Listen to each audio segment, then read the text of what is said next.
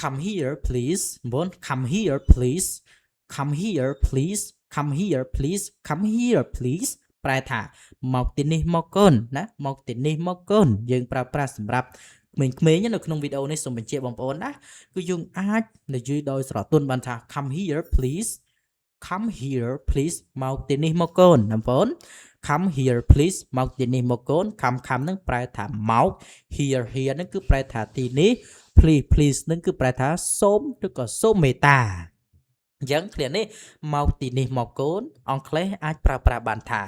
come here please sit down smoothly បង sit down smoothly sit down smoothly ណាបងប្អូនរបៀបអានក្របានគឺ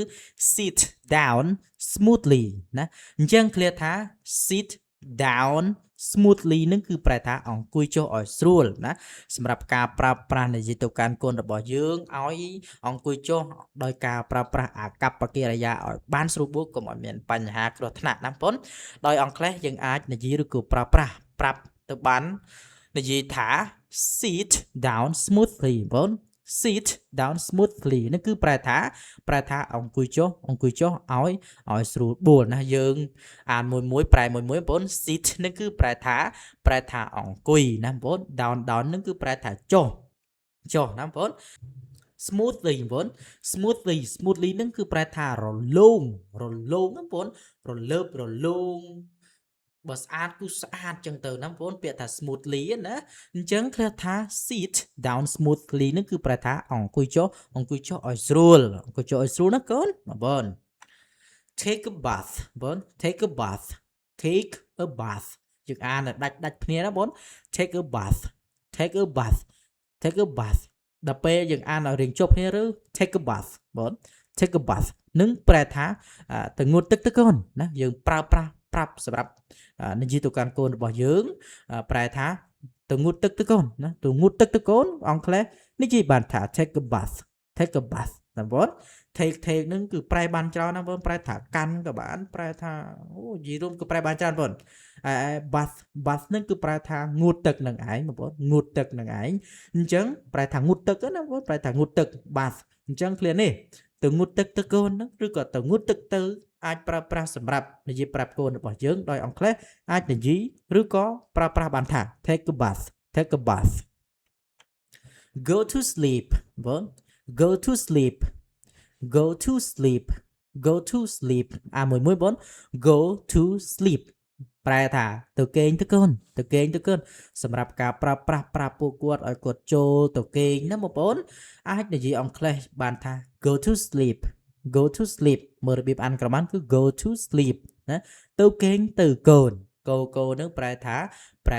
ទៅ sleep នឹងប្រែថាគេងឬក៏ដេកឬក៏សម្រានអញ្ចឹងឃ្លានេះ go to sleep នឹងគឺប្រែថាទៅគេងទៅកូន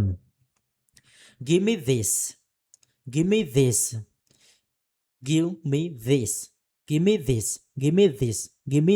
មើលរបៀបអានក្របានគឺ give me this នឹងគឺប្រែថាឲ្យអានឹងមកប៉ាឬក៏ឲ្យអានឹងមកម៉ាក់ណាបើសិនជាម្ដាយនិយាយសំដៅទៅលើម៉ាក់ទៅបើសិនជាប៉ាឬក៏ពុកនិយាយនឹងគឺសំដៅទៅលើពុកទៅឬក៏ប៉ាទៅអញ្ចឹងបងប្អូនអញ្ចឹងឃ្លានេះ give me this នឹងគឺប្រែថាឲ្យអានឹងមកប៉ាឬក៏ឲ្យអានឹងមកម៉ាក់ណាតាមនិយាយតាមប្រុសតាមស្រីតាមម្ដាយតាមឪពុកអញ្ចឹងណាបងប្អូន give នឹងគឺប្រែថាឲ្យណាបងប្អូនឬក៏ផ្ដល់ឲ្យ me នឹងគឺប្រែថាខ្ញុំ this នឹងគឺប្រែថានេះសំដៅទៅលើអ្វីមួយដែលនៅ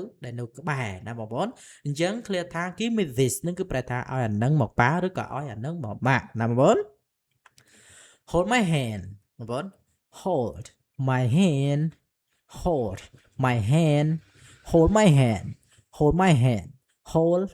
my hand ប្រែថាកាន់ដៃប៉ាណាបើសិនជាឪពុកនិយាយបើសិនជាម្ដាយនិយាយគឺកាន់ដៃម៉ាក់ណាកាន់ដៃប៉ាឲ្យជាប់កាន់ដៃម៉ាក់ឲ្យជាប់ណាតាមការនិយាយនឹងឯងអញ្ចឹងអង់គ្លេសអាចប្រើប្រាស់បានថា hold my hand ប្រែថាកាន់ដៃប៉ាឬក៏កាន់ដៃម៉ាក់ឲ្យជាប់ណាបងប្អូន hold នឹងគឺប្រែថាកាន់ my នឹងគឺប្រែថារបស់ខ្ញុំ hand គឺប្រែថាដៃអញ្ចឹងឃ្លានេះ hold my hand ប្រែថាកាន់ដៃប៉ាឬក៏កាន់ដៃម៉ាក់ឲ្យជាប់